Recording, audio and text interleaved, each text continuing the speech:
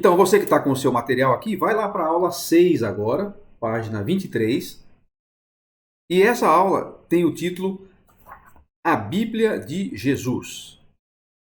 O que a gente quer dizer com a Bíblia de Jesus? O que a gente quer dizer com a Bíblia de Jesus é que quando Jesus nasceu, a gente já citou isso aqui várias vezes, mas agora só para mostrar um outro aspecto. Quando Jesus nasceu, qual é a Bíblia que ele tinha em mãos? Quais eram as escrituras? Quando ele falava das escrituras, do que ele estava falando? É óbvio, o Velho Testamento. Você se lembra, Gênesis a Malaquias, e a gente tem dificuldade hoje de decorar o nome dos 39, dos 39 livros da Bíblia, do Velho Testamento, né? Os judeus, especialmente os meninos judeus, eles tinham que decorar o texto inteiro, até os 12 anos, ele tinha que decorar o texto de 5 livros, os 5 primeiros livros, Gênesis, Êxodo, Levítico, Número e Deuteronômio. Eles decoravam, não era só o nome não, eles decoravam o texto inteiro, eles tinham que recitar o texto. E à medida que os livros foram sendo escritos e foram sendo agregados, eles também passaram a decorar os textos dos profetas, por exemplo, dos salmos. Os salmos eram cantados, né? Os salmos eram hinos. E a gente sabe como é mais fácil decorar as letras dos cânticos do que a letra de uma narrativa, né? Então os salmos eles sabiam de cor, eles cantavam. E aí eu gosto muito da forma como o Philip Yancey coloca a questão do que era o Velho Testamento para Jesus, né? O Philip Yancey é esse sujeito que está aparecendo na sua tela aí. Outro livro interessante, também uma outra sugestão para você adquirir e ler.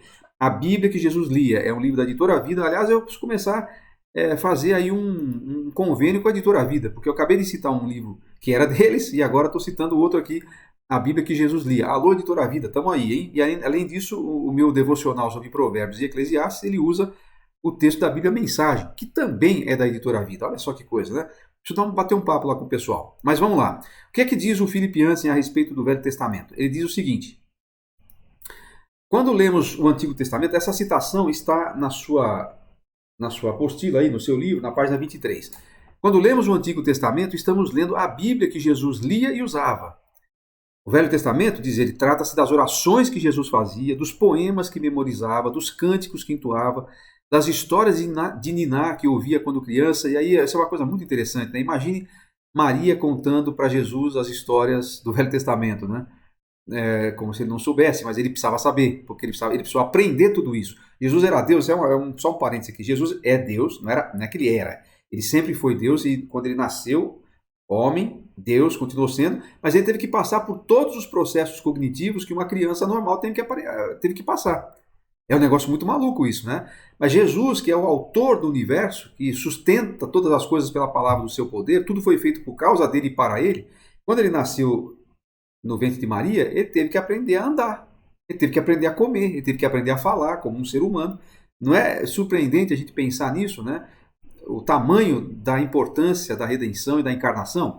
Pois é, quando Jesus nasceu, ele estava num contexto histórico do judaísmo. Então ele foi circuncidado ao 8º dia, como mandava a lei. Seus pais foram lá e fizeram a oferta pelo menino que tinha nascido. Ele foi criado ouvindo e decorando o Velho Testamento. Tanto é que quando ele está aos 12 anos, ele está lá interrogando, ele não está respondendo perguntas, ele está fazendo perguntas para os doutores da lei lá no templo. É interessante, ele está fazendo perguntas porque está passando pelos processos de aprender. Ele está questionando, ele está entendendo. Jesus teve que passar por isso. Com base em quê? Com base no Velho Testamento. E aí continua lá o Philip Yancey, né? Trata-se das histórias de Niná que ele ouvia quando criança, das profecias nas quais refletia. Jesus reverenciava cada jota ou tio da Bíblia hebraica. E aí ele conclui: quanto mais entendermos o Antigo Testamento, mais entenderemos Jesus. Pessoal, eu acho essa uma declaração muito forte e absolutamente verdadeira. Você quer entender o Velho Testamento? Aliás, eu dei um spoiler aqui agora, né? Você quer entender o Novo Testamento?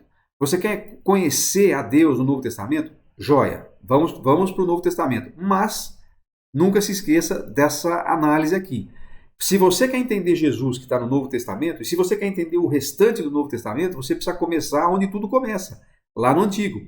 Quanto melhor você entender o Velho Testamento, quanto menos medo você tiver de ir a ele, melhor vai ser para a sua compreensão também do Novo. Você está entendendo agora por que eu sugeri lá na primeira aula, no primeiro encontro, que você deveria ter uma leitura da Bíblia inteira e pelo menos uma vez na sua vida você precisava desenvolver essa prática de ler a Bíblia inteirinha.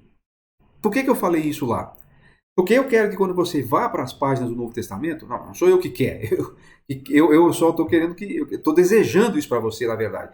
Toda vez que você vai para o Novo Testamento, você tem uma compreensão tão bem estruturada do Antigo que você vai conseguir ver coisas que você não estava vendo antes. Tem alguns livros do Novo Testamento que eles são muito ligados, aliás, todos são, tá? Todos os livros da Bíblia são citados, são recheados de citações, todos os livros do Novo Testamento são recheados de citações. Por exemplo, você pega o Evangelho de Mateus, toda hora ele fala assim, para que se cumprisse o que foi dito pelo profeta, faz uma citação lá de um profeta do Velho Testamento. O livro de Salmos é o livro mais citado no Novo Testamento. Toda hora alguém está citando um salmo, inclusive Jesus cita os salmistas. Você pega Romanos, cheio de citações do Gênesis, de vários outros lugares.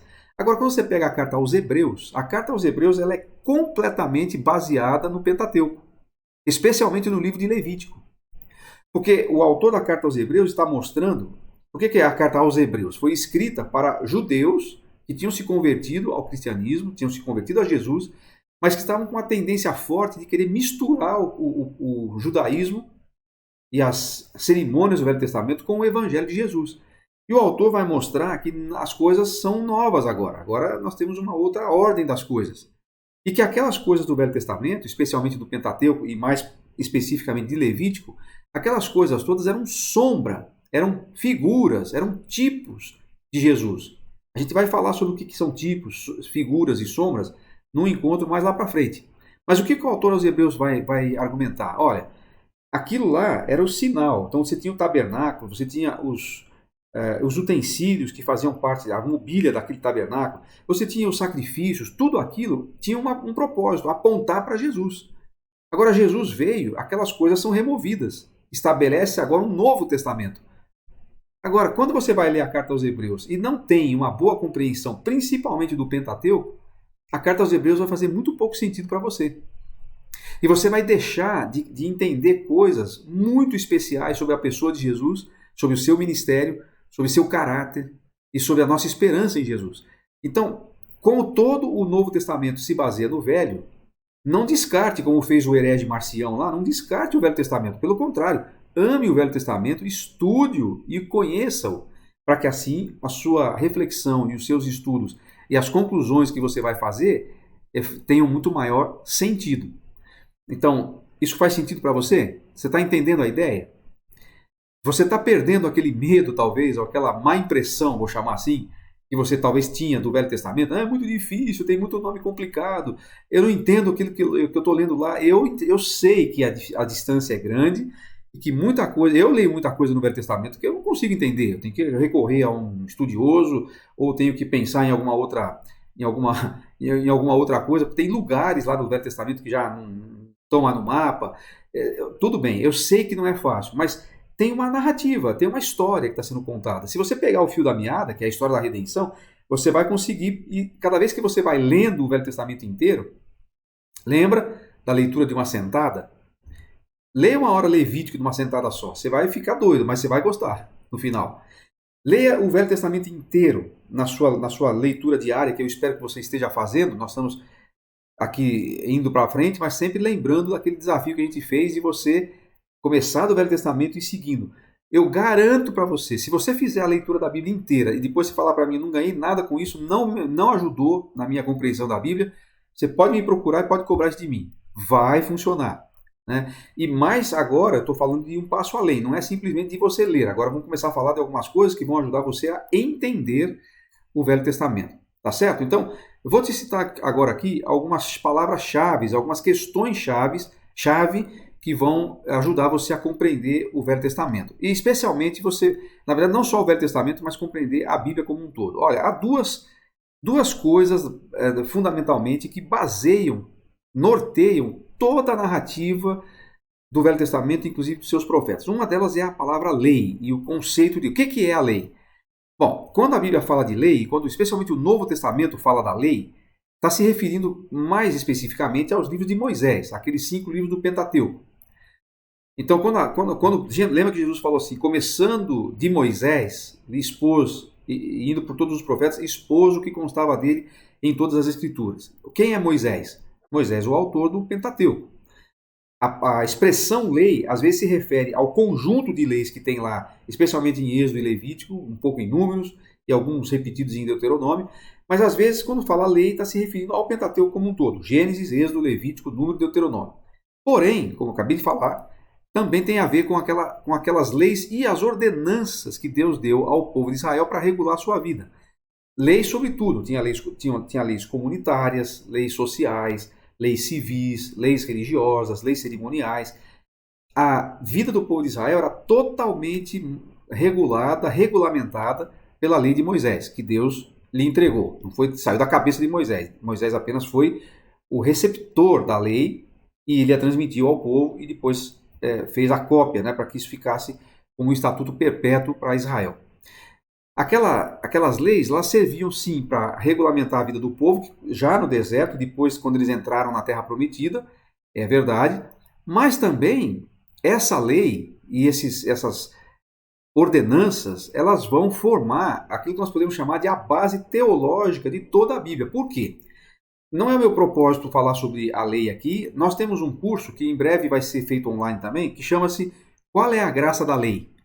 Esse curso estuda só o Pentateuco, e mais especificamente as leis de Êxodo, e vai demonstrar, e procura demonstrar, a importância de você estudar a lei, embora ela não tenha mais validade jurídica sobre nós, porque Jesus a removeu quando ele foi crucificado. Paulo fala isso aos Colossenses. Jesus removeu inteiramente aquelas ordenanças que eram a lei de Moisés, e nós não precisamos mais cumpri-la hoje, porque Jesus a cumpriu em nosso lugar. No entanto, a lei continua sendo de muita utilidade, a lei de Moisés continua sendo de muita utilidade, porque a lei demonstra, a lei revela o caráter de Deus e revela o padrão de Deus. A lei foi dada, inclusive, não sei se você já sabia disso, a lei não foi dada para salvar o homem. Ninguém seria salvo por cumprir a lei. Porque, em primeiro lugar, que ninguém conseguiria cumprir. A exigência, o padrão de santidade que a lei tem é muito mais alto do que qualquer ser humano consegue alcançar. E aí, Tiago vai dizer que se você pisar na bola, se você quebrar um mandamento da lei, você está culpado da lei inteira. A lei é para ser cumprida 100%. Se eu quebrei um mandamento, não matarás. Pronto, eu não matei. Tá, mas eu cobicei. Pronto, sou culpado de tudo. Então a lei não foi dada para salvar o homem. A lei foi dada para apontar o coração pecador do homem. Por isso que ela se torna a base de toda a Escritura. Os profetas, por exemplo, quando eles vão falar sobre injustiça social, sobre opressão, sobre os problemas que o povo estava vivendo, que estava longe de Deus, eles sempre usavam esse argumento. Essas coisas estão acontecendo porque vocês se abandonaram a lei. Vocês voltaram as costas para o caráter de Deus, o que vai acontecer? Problema na certa. Então, praticamente todo o Velho Testamento, as palavras dos profetas, se baseia e se reporta à lei. Mas tem uma outra palavra que vai ser importante e que também vai ser fundamental para você compreender as Escrituras. Você vai encontrar essas duas palavras muitas vezes quando você estiver lendo, especialmente o Velho Testamento, que é a palavra aliança. O que é a aliança?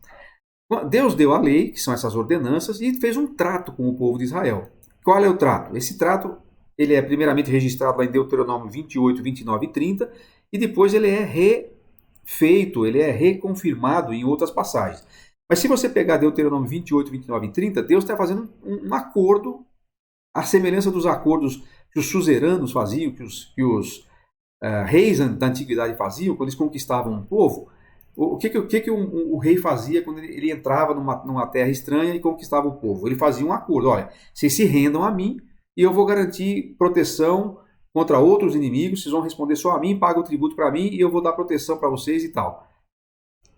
Jeová faz um acordo semelhante a esses com o seu povo de Israel.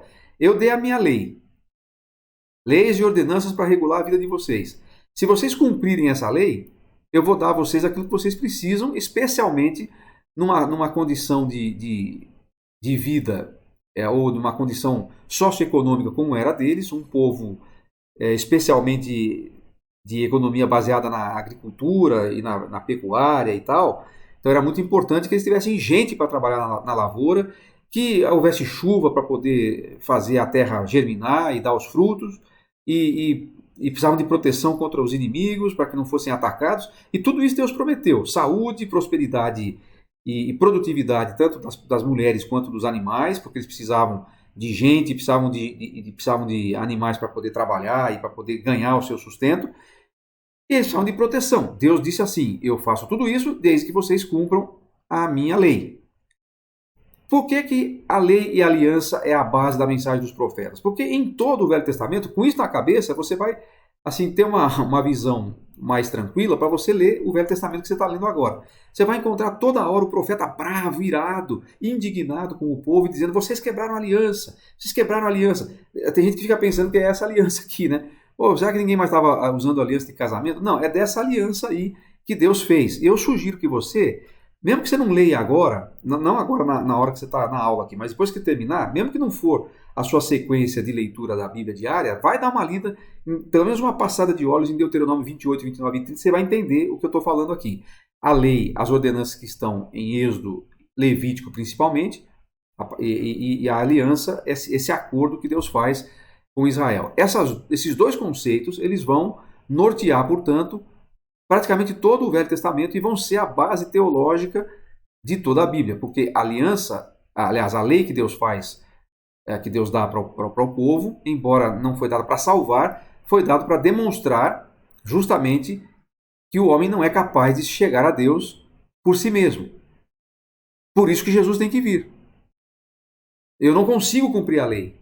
Então por que tinha o sacrifício do Velho Testamento? Era para apontar que aqueles sacrifícios eles não eram capazes de salvar uma pessoa nem de perdoar seus pecados, mas eles remetiam ao futuro Messias, Jesus Cristo, que viria para tomar o nosso lugar e para morrer pelos nossos pecados. Todo o Velho Testamento, e olha que são 3.000 anos que estão registrados ali, não foi tudo isso que levou para escrever, mas quase 3.000 anos de história, que estão ali de Adão até Jesus, né? Na verdade são quase 3.000 anos, quase 4.000 anos de história, de Adão até Jesus.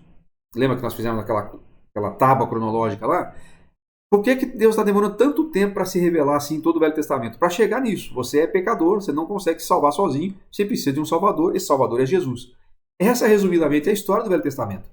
Se você pegar e tiver consciência desses dois termos aqui, né, lei e aliança, eles vão ser o começo da revelação de Deus para nós, e por isso que é tão importante você conhecer não só o Pentateuco, mas também a evolução da revelação de Deus ao longo da história.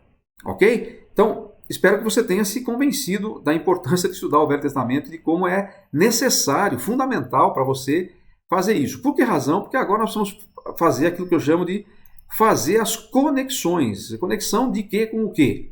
Eu chamo de fazer as conexões dos escritos do Velho Testamento com Jesus. Eu não quero dizer aqui, existe um tipo de ensino que acha que Jesus tem que ser visto em cada página das Escrituras. Cada item das Escrituras vai falar de Jesus. Não creio desse jeito. Em cada página do Velho Testamento não tem lá uma menção direta a Jesus. Você pega a genealogia lá, por exemplo. Não tem menção a Jesus, mas elas têm alguma ligação com a história da redenção. E aí todas aquelas informações históricas, narrativas, poéticas, proféticas, elas remetem de alguma maneira a Jesus. Mas não que literalmente em cada página da Bíblia vai ter alguma menção direta a Jesus. Agora, veja que o leitor atual, né, o leitor atual do Novo Testamento, ele precisa fazer essa ligação aí do Velho Testamento com Jesus. E aí eu comento aqui na página 25 do seu livro que a sua compreensão correta do Novo Testamento será proporcional ao seu conhecimento e destreza, quer dizer, à sua habilidade de lidar com o Velho Testamento. Não se iluda. Eu sempre digo isso e as pessoas às vezes acham meio estranho quando eu falo isso, né? Não é uma boa ideia você dizer para as pessoas: comece a estudar a Bíblia pelo Novo Testamento porque é mais fácil. Você está mandando a pessoa começar o filme da metade. Você tem que começar onde começa, que é o Velho Testamento. Ah, mas é mais difícil. Se você ler várias vezes, vai perder, vai diminuindo essa dificuldade. Sim, vai continuar havendo coisas. Eu leio a Bíblia inteira faz 20 anos. Não sei se faz isso que eu comecei a ler assim, intencionalmente a Bíblia inteira. Talvez faz uns 15 anos. Já li várias vezes. Eu não sei quantas vezes. Talvez já tenha lido pelo menos 15 vezes, porque pelo menos uma vez por ano, algumas vezes li mais de uma vez. Isso não quer dizer que eu já tenho condição de entender tudo que eu leio na Bíblia e eu não preciso mais consultar nada, não preciso nem estudar, eu já olho lá, já sei. Não, de jeito nenhum. Mas quer dizer que eu tenho um pouco mais de facilidade de entender algumas coisas, de fazer algumas conexões, porque a familiaridade com o texto vai te dando essa facilidade. E aí você vai comparando, porque você lê uma coisa no Velho Testamento, quando você está na sua leitura sequencial, lá na frente você chega numa questão de um profeta, ou lá no Novo Testamento você fala assim, ah, eu já vi isso aqui em algum lugar. Você que está lendo a Bíblia inteira, quando você chegar em Hebreus, você vai falar assim, ah, ele está falando aqui do tabernáculo, do sacrifício. Eu lembro disso. Deixa eu dar uma olhadinha lá, mas está lá em Levíticos. Você vai fazer as conexões, e isso é essencial para você entender direito sua Bíblia. Né? Não é sem razão, eu não estou falando aqui, você já deve ter entendido isso, desculpa eu estar insistindo nisso. Não é por nenhuma razão religiosa, assim, olha, se você vai ser mais crente do que os outros, se você ler a Bíblia, você vai ganhar uma coroa lá no céu. Eu não sei se alguém vai ganhar galardão porque leu a Bíblia. Não sei, eu não posso dizer isso. O que eu sei é que você vai ganhar mais compreensão da revelação de Deus, e isso, afinal de contas, é o que a gente está buscando para poder fazer essas conexões e para poder entender. Afinal de contas, a Bíblia foi escrita para o nosso ensino e para nós conhecermos melhor a Deus. Você quer conhecer melhor a Deus? Né? Você precisa conhecer as Escrituras. Ontem eu ouvi uma pessoa dizendo, um dia desse eu ouvi uma pessoa dizendo, aliás, é o meu mentor, né, aquela pessoa com quem eu converso de vez em quando sobre orientação para a vida e tal, mas ele disse assim, eu vejo muita gente querendo conhecer a vontade de Deus. Eu falo, eu sei, é muito simples, se você quer conhecer a vontade de Deus, ela está entre Gênesis e Apocalipse, senta lá e lê que você vai descobrir. O que ele estava dizendo? A Bíblia é a revelação de Deus para a sua vida. Se você quer conhecer mais a Deus, quer ter mais intimidade com Deus, quer conhecer o que Ele quer para você, comece lendo sua Bíblia. Por isso que nós estamos dando essas dicas. Você que, por exemplo, talvez está fazendo o curso aqui e é um professor de adolescentes, ou um professor da classe de jovens, ou lidera um grupo pequeno, talvez você esteja fazendo esse curso e pensando assim, eu preciso falar isso para o pessoal da minha igreja lá, eu preciso fazer esse curso para o pessoal da minha célula, do meu grupo pequeno, do meu grupo de jovens, do meu grupo de adolescentes. Boa ideia. Inclusive, né, adquira com a gente aqui o Bíblia Simples e você já fez o treinamento e reparta com eles lá. Boa ideia. Mas tem mais uma coisa que você pode fazer, além de você dar esse treinamento para eles. Você pode acessar o nosso site, né, institutoalvo.com.br.